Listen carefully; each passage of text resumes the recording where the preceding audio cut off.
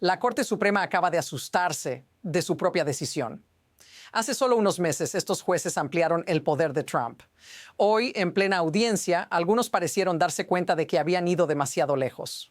El caso suena técnico, el despido de Lisa Cook, una gobernadora de la Reserva Federal, pero lo que realmente está en juego no es ella, es algo mucho más grande. Trump sostiene que puede despedir a cualquier funcionario independiente simplemente diciendo las palabras mágicas por causa, sin pruebas, sin proceso, solo la acusación. Y durante la audiencia, el juez Brett Kavanaugh lanzó una advertencia que lo cambió todo. Las decisiones de la Corte no desaparecen cuando cambia el presidente. Aquí está la contradicción. Lo que hoy podría beneficiar a Trump, mañana podría ser usado por un presidente completamente distinto. Y cuando eso pasa, no es un debate legal abstracto. Afecta a los mercados, a tu economía, a tu futuro. Pero aquí está el detalle que nadie quería decir en voz alta. ¿Qué ocurre cuando el poder que creaste deja de estar en tus manos? Lo que ocurrió en esa sala no fue un accidente aislado. Fue el choque entre una doctrina que la Corte ha venido construyendo y el mundo real que ahora empieza a asustarla. El evento central es claro. El gobierno de Trump intentó despedir a Lisa Cook, miembro del Consejo de Gobernadores de la Reserva Federal, invocando for cause, no un juicio, no una condena, solo la acusación. Durante la audiencia, el propio abogado del gobierno sostuvo que el Poder Ejecutivo tiene autoridad ilimitada y que los tribunales no pueden revisarla. Pero aquí está el encuadre más amplio. La Corte ya había dicho antes que los gobernadores de la Fed no pueden ser removidos sin causa. Ahora se le pide aceptar una reinterpretación peligrosa, que basta con decir la causa, sin probarla. Kavanaugh lo planteó en forma de hipótesis incómoda.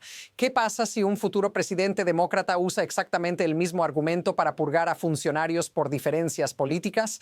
Ahora observa lo que eso implica. Si este estándar se normaliza, la independencia de instituciones clave deja de ser una garantía y se convierte en una frase vacía. Y aquí es donde la historia deja de ser legal y empieza a ser sistémica. La afirmación central del gobierno fue contundente. El presidente puede despedir y los tribunales no deben intervenir. En la audiencia, el abogado John Sauer lo dijo sin rodeos. El Poder Ejecutivo tiene autoridad amplia y los tribunales no pueden revisarla. Ese es el reclamo. Y el detalle concreto importa. No se exige prueba previa, ni proceso, ni verificación independiente. Basta con declarar for cause. Ahora fíjate en la respuesta desde el estrado. Kavanaugh no negó el estándar de for cause. Lo que cuestionó fue el vacío que se abre si no hay obligación de demostrarlo. Y lanzó el escenario que tensó la sala. ¿Qué ocurre si un futuro presidente con otras prioridades decide remover a funcionarios por diferencias de política pública? ¿Podría hacerlo?, preguntó, llevando el argumento a sus consecuencias reales. Esto no es teoría. El propio caso se originó tras una acusación pública vinculada a una supuesta irregularidad en una solicitud hipotecaria anterior al cargo. El gobierno la presentó como suficiente. La Corte escuchó y dudó. Pero aquí está lo que cambia todo. Nadie negó que con ese estándar el control judicial se vuelve opcional. Y cuando el control se vuelve opcional, la escalada es automática. Lo que inquietó a la Corte no fue solo este despido, sino la velocidad con la que este razonamiento se normaliza. Hace poco ampliar el poder del Ejecutivo parecía una excepción. Ahora empieza a verse como regla. En la audiencia, los jueces miraban el reloj y el calendario. Es un año electoral. Y las reglas que escriben hoy no se borran mañana. Aquí aparece el precedente que flotó en la sala. Cuando se empuja una ventaja un poco más, el otro lado aprende a usarla. Pasó antes con la redistribución electoral de mitad de década. Una parte mueve las líneas, la otra responde y al final el sistema entero se deforma. Kavanaugh lo dijo sin decirlo. Si hoy se acepta un for cause débil, mañana otro presidente puede usarlo para fines totalmente distintos. Y hay un detalle clave. La Reserva Federal no es cualquier agencia. Su credibilidad sostiene los mercados. Por eso, incluso jueces que han debilitado otras agencias independientes mostraron cautela aquí. Nadie quiere que parezca que la política decide quién controla el dinero. Pero observa la contradicción. Para sostener este poder, el gobierno pidió confianza absoluta en la buena fe presidencial, sin revisión, sin freno. Y cuando una excepción se vuelve costumbre, el siguiente paso ya está implícito. Entonces todo empezó a apilarse, rápido, sin margen de control. Primero, el despido basado en una acusación pública, no en un proceso. Luego, el uso del expediente de emergencia, el llamado shadow docket, para frenar decisiones de tribunales inferiores sin entrar al fondo del asunto. Y después, la propia Corte preguntándose por qué el caso estaba tan poco desarrollado, cuando fue ella misma la que lo aceleró. En la audiencia, una jueza llegó a cuestionar por qué se estaba decidiendo algo tan grande con tan poca información. Pero ese vacío no apareció solo, fue creado. El caso subió por la vía rápida, se dictó una suspensión y ahora todos miran los huecos del expediente como si fueran un misterio.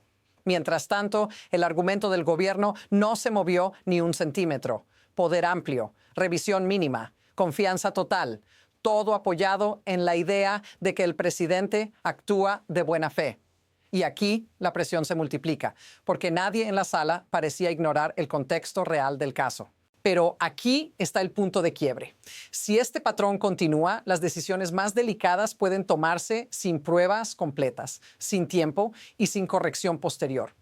¿Y qué pasa cuando este método deja de ser la excepción y se convierte en la norma? Ahora cambia el ángulo, porque esto no se queda en Washington ni en una sala de audiencias, te alcanza a ti. Si la independencia de la Reserva Federal se vuelve frágil, lo primero que tiembla no es una teoría legal, es la confianza.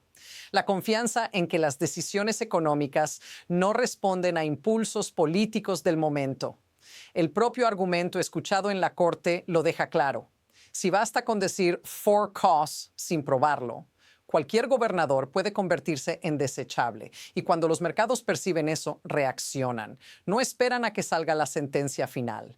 Reaccionan al riesgo, a la posibilidad, a la señal. Por eso los jueces hablaron, aunque indirectamente, de consecuencias más amplias. Todos tienen algo en juego.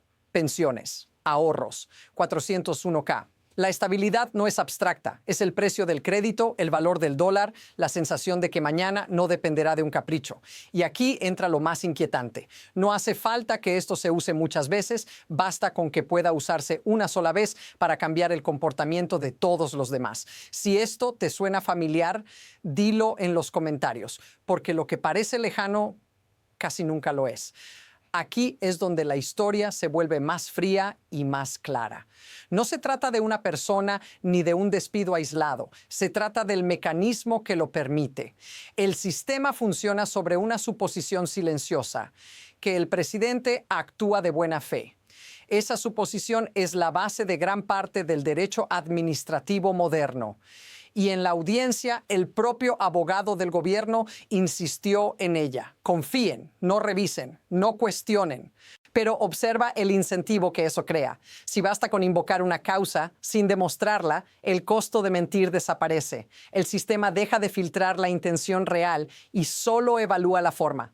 Palabras correctas, poder intacto. Y cuando el control judicial se reduce, el espectáculo reemplaza al proceso. Una acusación pública, una narrativa conveniente, y el mecanismo ya está activado. La Corte lo entiende. Por eso las preguntas incómodas. Por eso los silencios, porque este diseño no depende de quién esté hoy en el poder, sino de quién podría estar mañana.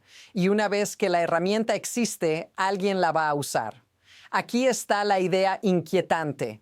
Los sistemas no colapsan cuando fallan las reglas, sino cuando las reglas funcionan exactamente como fueron escritas. Y eso nos lleva al siguiente movimiento, que ya empieza a tomar forma. Desde aquí, la trayectoria se bifurca y ninguna opción es cómoda. En un camino, la Corte decide cerrar el vacío, refuerza el estándar de for cause, exige pruebas reales y marca un límite claro, no para proteger a una persona, sino para proteger al sistema.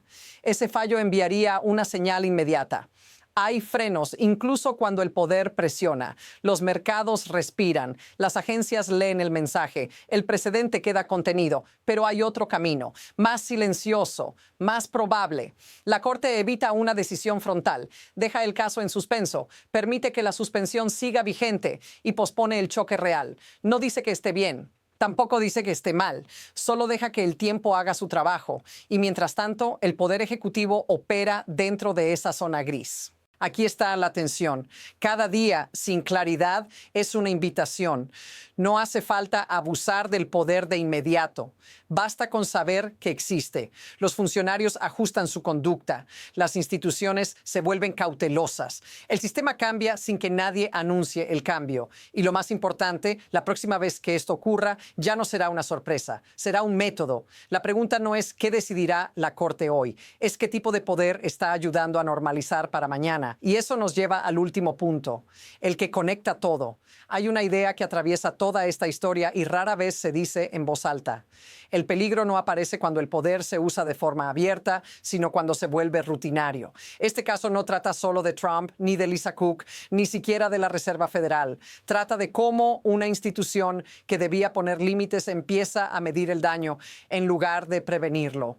Todo se reduce a una frase: confiar en la buena fe. Cuando un sistema se construye sobre esa suposición, se vuelve vulnerable en el momento exacto en que alguien decide explotarla. Y una vez que eso ocurre, el problema ya no es la persona, sino la estructura que lo permitió. Por eso esta decisión importa más de lo que parece, porque las reglas que se escriben para hoy siempre terminan siendo usadas mañana por alguien más, a veces por alguien que no esperabas. Y cuando eso pasa, ya es demasiado tarde para decir que no era la intención original.